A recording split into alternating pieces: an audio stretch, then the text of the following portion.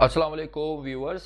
आज के इस वीडियो लेक्चर में जिस पब्लिक हेल्थ टॉपिक या इश्यूज़ को हम डिस्कस करेंगे वो टॉपिक रिलेटेड है एजिंग पॉपुलेशन से। वो अफराद की पॉपुलेशन जिनकी एज 60 या 65 ईयर से अबव है या उनसे ज़्यादा है। तो 60 या 65 ईयर्स एज से ज़्यादा लोगों में जो प्रॉब्लम है उनकी ब्रेन से रिलेटेड या माइंड से रिलेटेड जो है ना, उनकी कॉग्निशन, उनकी कैपेबिलिटीज़, उनकी सोचने समझने की सलाहियत, उनके काम काज, दिमागी काम से रिलेटेड जो उनके इश्यूज़ या प्रॉब्लम्स जो है ना वो ज़्यादा ज़ाहिर होती है।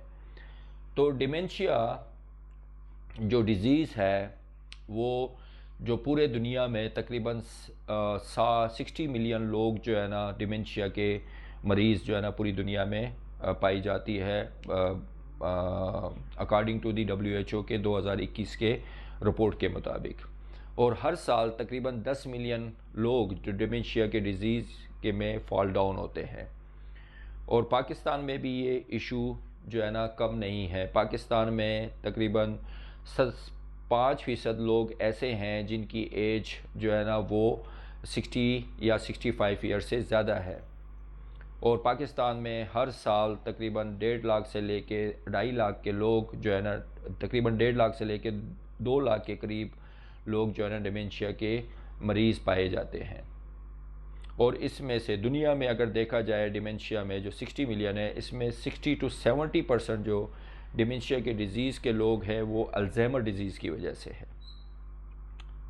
और दुनिया में तकरीबन जो 60 मिलियन है इस वक्त डिमेंशिया के मरीज़। और आपको पता है 2050 में जो एजिंग पॉपुलेशन है, जो बुढ़ापे वाले लोगों की तादाद है, वो तकरीबन बढ़ ही जाएगी। तो इस तरह डिमेंशिया के मरीज़ों की तादाद भी ट्रिपल हो जाएगी। तो ये तकरीबन 150 मिलियन लोग डिमेंशिया के मरीज़ों की जो है ना तादाद होगी। इस वक्त पाकिस्तान दुनिया में 7% से लेके 8% लोग ऐसे हैं जिनकी उम्र 65 ईयर से ज़्यादा है। और 20 से लेके 40% लोगों में डिमेंशिया जो है ना वो 20 to 40% है जिनकी एज 85 ईयर्स है। तो 65 ईयर्स वालों में 7% है और 85 ईयर्स वालों में 20 to 40% है। तो अब हम आते हैं कि डिमेंशिया है क्या चीज़। डिमेंशिया वो बीमारी है जिससे ज़्यादातर बूढ़े लोगों में होती है। और इस डिमेंशिया को कि क्या उनके अंदर निशानियां होती है या क्या प्रॉब्लम हो सकते हैं।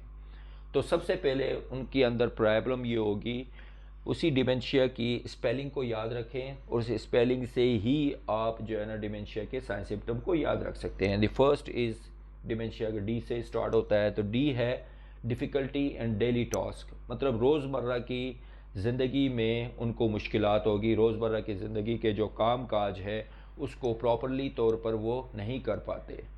छोटे छोटे काम भी है उसको प्रॉपरली नहीं कर पाते। तो सबसे पहले उनको ये निशानी आपको डिमेंशिया के मरीज़ों में नज़र आएगी जिनकी एज 60 या 65 ईयर से ज़्यादा है। दूसरा, द सेकंड जो अल्फ़ाबेट है डिमेंशिया के अंदर वो E is the emotional changes. उनके जज्बात या इमोशन जो है ना वो फ्रीक्वेंटली चेंज होते रहते हैं। कभी उनकी मूड भी जो है ना, मजाज भी है वो भी चेंज होते रहते हैं। कभी वो डिप्रेस हो जाते हैं, कभी वो परेशानी में चले जाते हैं, कभी एग्जाइटी में चले जाते हैं, कभी स्ट्रेस हो जाते हैं, कभी हाइपर एक्टिव हो जाते हैं, गुस्सा करना शुरू कर देते हैं, एग्रेसिव हो जाते हैं। सो उनकी मूड जो है ना वो स्विंग करती रहती है, मूड चेंज होती रहती है। एंड एम एम का मतलब यहाँ पर होगा मेमोरी लॉस। जो उनकी याददाश्त है वो सबसे ज़्यादा अफेक्ट होती है। उनको छोटी छोटी बातें या छोटे छोटे वाक़यात जो है ना याद नहीं रहते कि सुबह नाश्ते में क्या खाया था या कल परसों मैंने कहा क्या काम किया था, तो उनको याद नहीं रहती। तो फिर यही डिमेंशिया और एमनेजिया में यही फ़र्क है। तो डिमेंशिया जो टर्म्स है वो एक प्रोग्रेसिव न्यूरोलॉजिकल डिसऑर्डर्स है, जबकि एमनेजिया जो है वो मेमोरी, स्पेसिफिक मेमोरी से रिलेटेड है, याददाश्त से रिलेटेड है। और एमनेजिया ज़्यादातर जो लोग एक्सीडेंट हो जाते हैं उनको ब्रेन इंजरी या ट्रॉमा हो जाता है, तो ब्रेन इंजरी और ट्रॉमा की वजह से उनकी मेमोरी लॉस हो सकती है, या कि कोई ड्रग्स ले लिया, ओवरडोज कर लिया, उनसे भी मेमोरी लॉस हो सकती है। और इस मेमोरी लॉस को एमनेजिया कहते हैं, और एमनेजिया डिमेंशिया का पार्ट हो सकता है। ठीक है।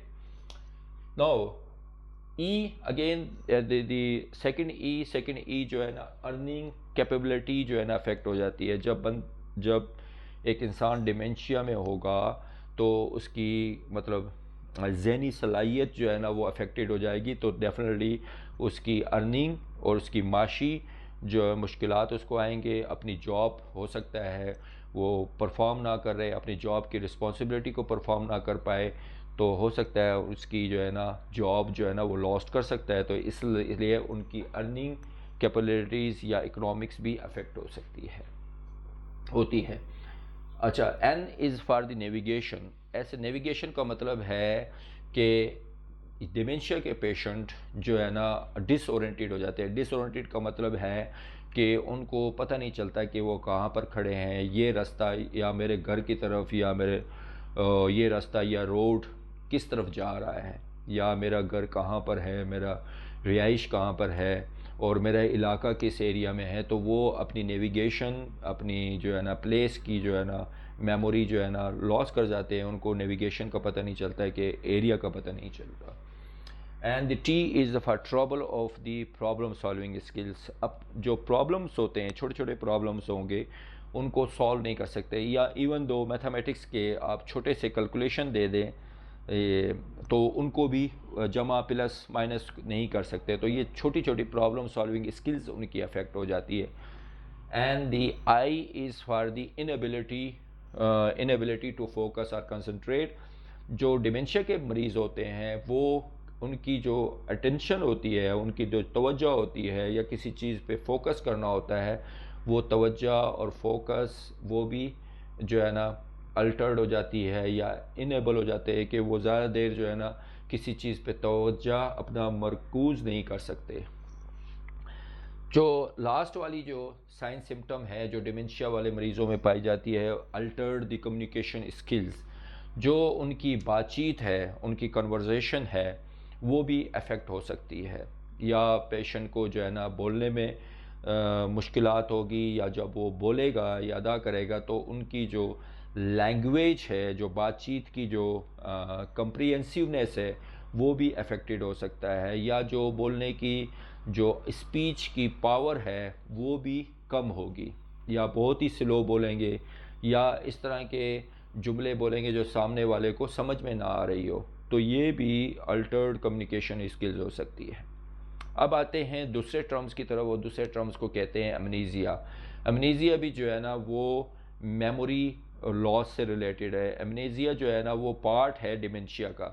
अगर जिसको किसी को डिमेंशिया हो जाता है, डिमेंशिया की बीमारी हो जाती है, जो मोर देन 20 to 30% जो है ना वो जो है ना मोर देन 65 ईयर्स वाले लोगों के अंदर है, और 60 to 70% उनमें अल्जाइमर के केसेस होते हैं, जो न्यूरोलॉजिकल डिसऑर्डर है जिसमें डिमेंशिया सबसे ज़्यादा होती है।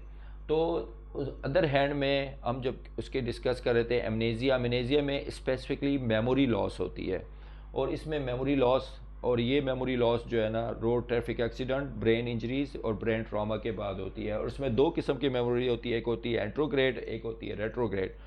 एंट्रोग्रेड मेमोरीज़ वो होती है कि वो न्यू मेमोरीज़ को याददाश्त कर ही नहीं सकता, कि नई क्या इन्फॉर्मेशन या क्या मेमोरी जो है ना उसको याद नहीं रख सकता। और जबकि रेट्रोग्रेड ये होती है कि जो पास्ट मेमोरी होती है अगर उससे पूछा जाए तो वो रिकॉल नहीं कर सकता, मतलब उसको दोहरा नहीं सकता।